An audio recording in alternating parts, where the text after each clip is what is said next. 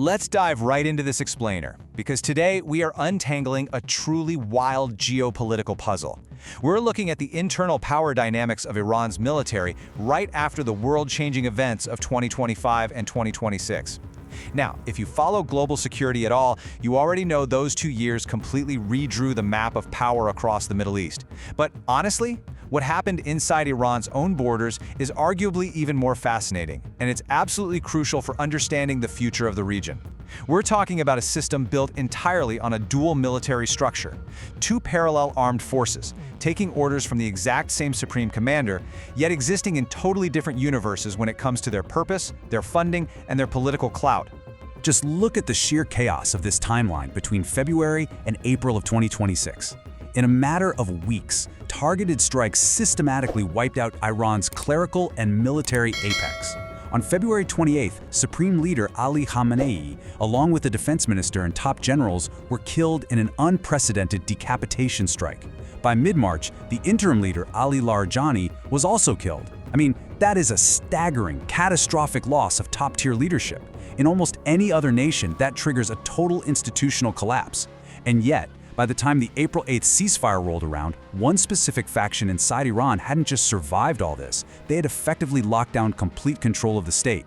So here's the massive geopolitical paradox we have to solve today. How in the world did the Islamic Revolutionary Guard Corps, the IRGC, repeatedly lose its top commanders to these targeted strikes, yet somehow walk away from the wreckage with more control over the Iranian state and the succession process than ever before? It completely defies conventional military logic. To figure out how an institution can get decapitated and actually grow stronger, we've got to look at the unique DNA of how Iran's armed forces were built in the first place. Part 1. A Tale of Two Armies. To really understand this, we have to look at the deliberate architecture of the Islamic Republic's civil-military relations. It literally all starts with Vilayat-e-Faqih, which translates to the guardianship of the Islamic jurist. This is the absolute foundational doctrine of the state. You see, unlike a traditional military that swears allegiance to a constitution or a flag or a specific set of borders, the IRGC has a very different job. Their explicit, constitutional mandate is to protect this ideological system. They aren't just there to defend the nation-state as a piece of territory. Their whole reason for existing is to guard the revolution itself and make sure this theocratic system survives no matter what. So you effectively end up with two parallel forces operating right next to each other. On one side, you have the Artesh. This is the conventional national army that was inherited from the Shah back before 1979, and they're focused on traditional border defense and keeping internal order. Standing right alongside them is the IRGC. They are heavily vetted and zeroed in entirely on regime survival. They've got their own command structures, their own ground forces, navies, aerospace divisions, the whole shebang. They're operating in the same country, but practically living in two completely different realities. And listen, this was no accident. As researchers pointed out following the 2026 conflict, this two-military setup was a very deliberate coup-proofing strategy built by Ayatollah Khamenei back in 1979. He didn't trust the existing army, the Artesh, so he spun up the IRGC to create institutional redundancy. The logic was actually pretty simple. If the conventional army ever turned disloyal, or if one command structure got wiped out, the other would still be standing to protect the regime. It was designed to stop a military coup, sure, but over 47 years, it evolved into something much, much bigger. Part 2, following the shadow money. Because, in any government, the budget is the actual policy. And here, that ideological divide turns into a massive, undeniable funding gap. Just look at the official numbers for the 2020 fiscal year. The IRGC raked in almost $7 billion. That is roughly 2.5 times the funding of the Artesh, even though the regular army has a much larger physical footprint and has to maintain this massive, aging fleet of heavy legacy equipment. The Artesh has way more structural demand, but they're getting a tiny fraction of the official wallet.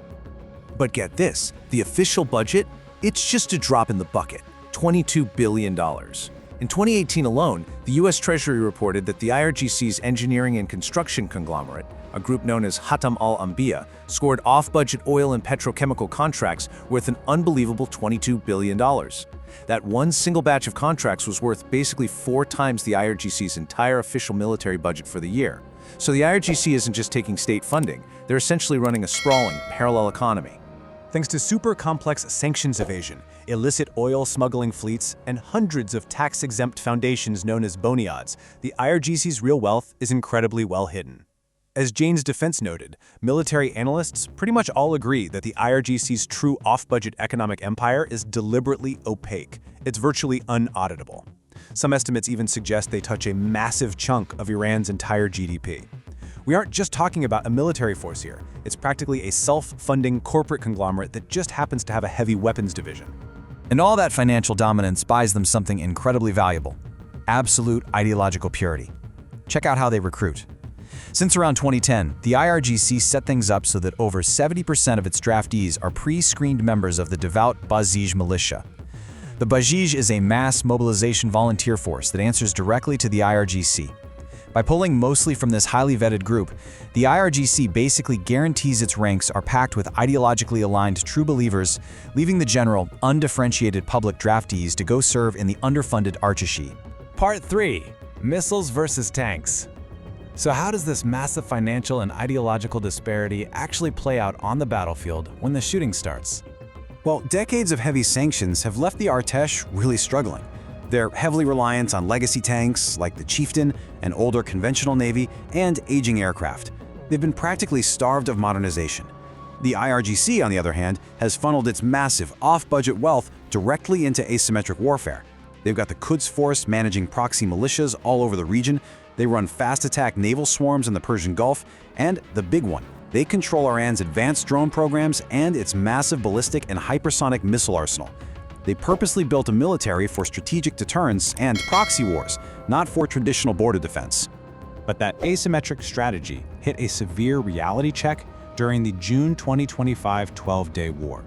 In that short but incredibly intense conflict, the IRGC lost roughly 2/3 of their mobile missile launchers. We're talking about 250 units, and they lost at least 6 named top commanders, including the Armed Forces Chief of Staff and the IRGC Commander-in-Chief. It was a staggering blow to both their physical hardware and their leadership. Part 4. The ultimate power grab. Which brings us right back to the sheer chaos of 2026. How exactly did an institution that just took that kind of a physical beating manage to walk away holding the keys to the entire state? The answer is all about how deeply embedded they are in the civilian and economic fabric of the country. In 2026, strikes took out Supreme Leader Ali Khamenei and even more top IRGC generals. Now, interestingly, the Artesh command structure actually survived those strikes pretty much intact. They were serving exactly the coup-proofing redundancy role they were designed for in the first place. But the Artesh was completely shut out of top-level wartime decision-making. Why? Because the IRGC's economic and political networks are just that deep. Even without their top generals, the IRGC as an institution successfully maneuvered their preferred successor, Mojtaba Khamenei, into absolute power.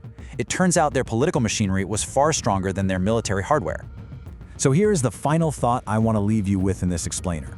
As the IRGC emerges from the absolute wreckage, politically dominant and economically unmatched, what exactly is the Islamic Republic today? Have they successfully secured the future of the theocratic system they were built to protect? Or, by effectively shoving the clerical establishment aside to install their own leader, have they simply paved the way for a military dictatorship that's just wearing a religious cloak? It's a fascinating, massive shift in power, and it's something the whole world is going to be watching very, very closely.